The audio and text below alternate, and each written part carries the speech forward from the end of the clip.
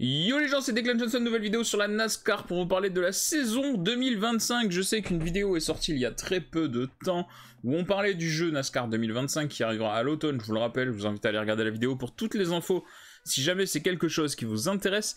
Cette fois-ci, on va parler de la saison 2025 de NASCAR, on va être un peu plus présent cette année pour couvrir tout ça et pour faire des vidéos assez régulièrement. Pour vous parler de certains pilotes, de certains circuits, des histoires de la NASCAR, peut-être des infos si des infos importantes sortent. On va couvrir un peu tout ça, et d'ailleurs on sera en live lundi soir du coup pour regarder le Clash, puisque le Clash a lieu dimanche dans la nuit, il est diffusé lundi soir sur Automoto la chaîne, on regardera ça lundi soir en live, on sera en live sur Kick pour regarder tout ça.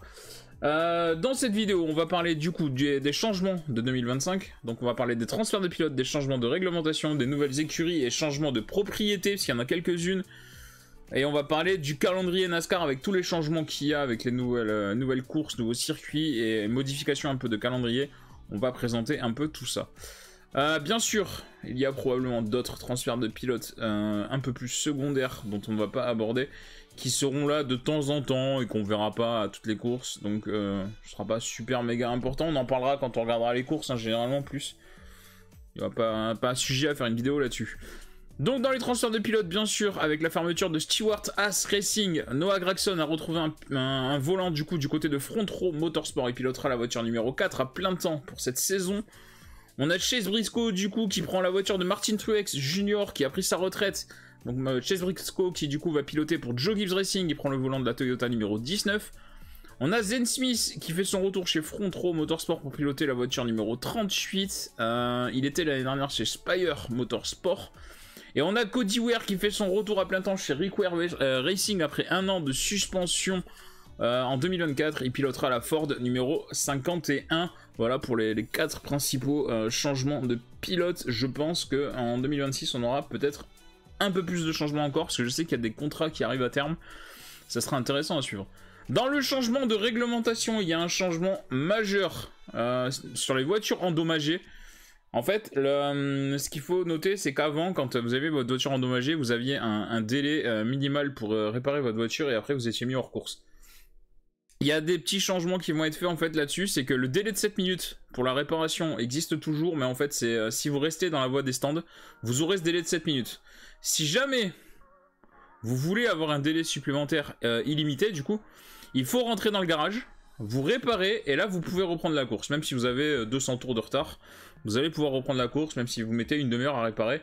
Ce sera tout à fait possible, en tout cas en 2025. Ça, c'est un changement important, du coup, parce que je sais que beaucoup de pilotes, des fois, avaient envie de reprendre les courses, même histoire de travailler sur la voiture, surtout, voire de éventuellement sauver quelques points. Ça pouvait être intéressant quand même, voilà, si vous faites la course en fond de grille et à 300 tours du premier. Ça peut être intéressant à suivre. Le format des playoffs va pas changer pour 2025, mais par contre, ça c'est pour la petite info, la NASCAR prévoit un changement majeur pour 2026. Un groupe de travail est en cours pour travailler cette révolution du format playoff pour 2026. Donc à suivre, et on en reparlera probablement quand les infos tomberont. Du côté des changements pour les écuries, il y a quelques changements majeurs, notamment avec Jimmie Johnson qui devient propriétaire majoritaire de l'écurie Legacy Motor Club.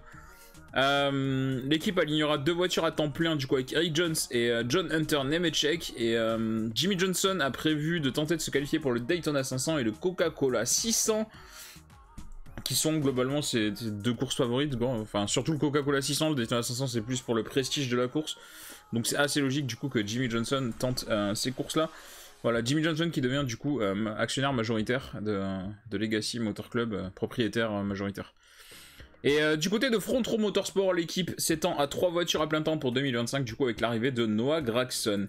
Ça c'est pour les principales nouveautés de 2025. Ensuite, le calendrier, la saison qui débute le 2 février, donc aujourd'hui, avec le Cow-Out Clash au Bowman Gray Stadium à Winston-Salem en Caroline du Nord. Circuit qui fait son retour, on en reparlera un petit peu après. Ensuite, la saison régulière, puisque le Cow-Out Clash ne compte pas pour le championnat.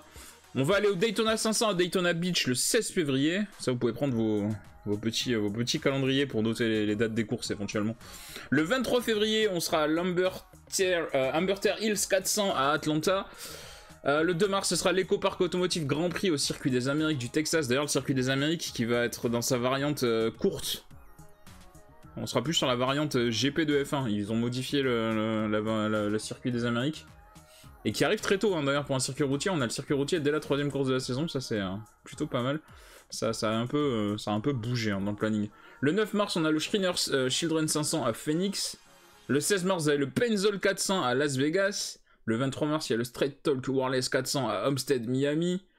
Le 30 mars, on a le Cocout 400 à Martinsville. Putain, c'est vrai que Martinsville, c'est en 400 miles maintenant. 400 tours, parce que 400 miles, ça serait très très long. 6 avril, le Goodyear 400 au Darlington.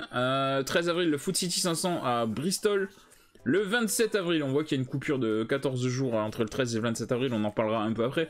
Le Jack Links 500 à Talladega. Ensuite, le 4 mai, on a le Wurz 400 à Texas. Le 11 mai, on a le Advent Health 400 à Kansas. Le 18 mai, la NASCAR All-Star Race à North Wilkesboro. Le 25 mai, le Coca-Cola 600 à Charlotte. Le 1er juin, le Ali 400 à Nashville. Le 8 juin, le Firekeeper Casino 400 à Michigan. Le 15 juin, NASCAR Cup Series à Mexico City. Et ça, c'est assez majeur comme changement. On va revenir un peu après, une fois qu'on aura fini de présenter le planning complet.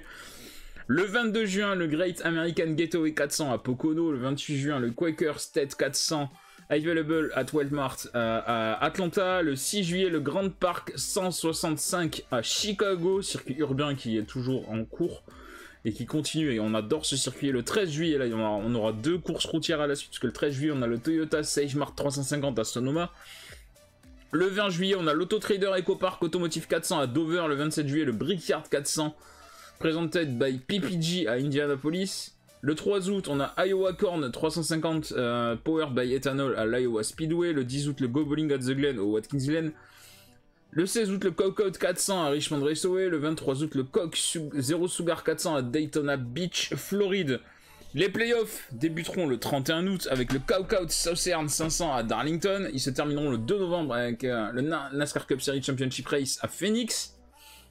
Les principaux changements du coup par rapport à l'année dernière. C'est là que ça devient un peu plus intéressant d'analyser ça en détail.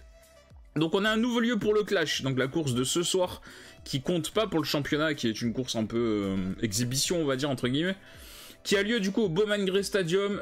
C'est la première fois que la NASCAR revient sur ce circuit depuis 1971, donc c'est assez historique. Et c'est plutôt pas mal de changer de temps en temps de lieu du coup pour le Clash. Ces derniers temps c'était dans le Memorial Stadium à Los Angeles. C'était sympa, j'étais pas méga fan, faut falloir voir ce que ça donne au Bowman Gray Stadium. La course internationale, bien sûr, alors là c'est vraiment un événement majeur qui aura lieu à l'Autodromo Hermanos Rodriguez à Mexico.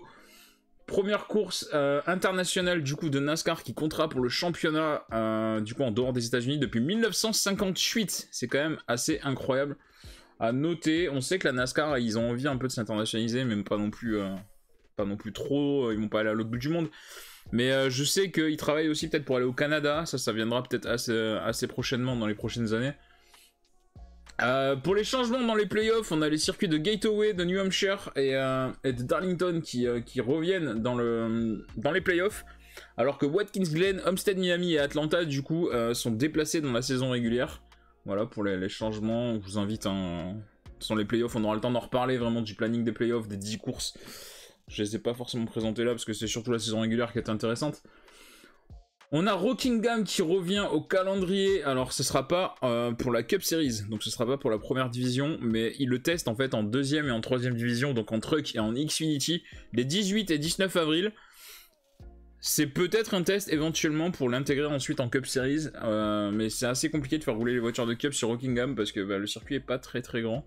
C'est un peu compliqué, mais pourquoi pas, à voir ce que ça va donner sur Rockingham. En vrai, le circuit est un peu particulier à Rockingham, donc faut voir. Mais on sait que voilà, le 18-19 avril, il y aura les trucks et Xfinity qui vont rouler là-dessus. On essaiera peut-être de choper des images, j'essaierai de regarder un petit peu ce que ça donne. On en parlera peut-être éventuellement à ce moment-là, de voir ce que ça a donné et éventuellement ce que pourraient donner les voitures de Cup là-dessus. On aura une pause pour Pâques. C'est là que je vous ai dit qu'on en reparlerait un petit peu plus tard, au moment où je vous ai dit qu'il y a 14 jours où il y aura une pause. C'est la première fois depuis 2021 qu'une pause est prévue le dimanche de Pâques, et du coup les pilotes auront une petite semaine de repos, et ça c'est pas mal. On nous dit que les ajustements reflètent l'engagement de la NASCAR à diversifier les lieux de course et à offrir de nouvelles expériences aux fans. Restez connectés pour plus d'analyses et de mises à jour tout au long de la saison. Et voilà. Je vous invite donc à me suivre si vous voulez les infos de la NASCAR de temps en temps, si ce format de vidéo vous intéresse. Si le contenu de la chaîne vous intéresse, on a beaucoup de replays des lives Twitch et Kick. Enfin, surtout Twitch hein, globalement, mais Kick c'est les mêmes lives, hein, vous inquiétez pas. Vous avez donc tous les replays qui sont des replays de gaming, de jeux de bagnole, de pas mal d'autres jeux. Bon voilà, on fait pas mal de choses différentes sur la chaîne. Mais si jamais il y a que le contenu NASCAR qui vous intéresse, vous pouvez également se follow pour la NASCAR. N'hésitez pas à lâcher un like, à vous abonner et à me rejoindre sur Twitch, etc. Comme ça, si jamais vous voulez parler de NASCAR, même si on joue à autre chose, ça ne pose absolument aucun problème. Merci à tous, je vous souhaite une bonne journée, une bonne soirée, j'espère que vous allez apprécier cette saison 2025 de NASCAR. Sachez, je rappelle qu'on sera en live lundi soir pour regarder le Clash, et qu'on essaiera d'être en live la plupart du temps sur les courses. Je vous garantis pas qu'on sera là à chaque fois, mais je vais essayer en tout cas d'être là quasiment à chaque fois et le plus souvent possible. Merci à tous, et puis à bientôt. Allez, à plus les gens.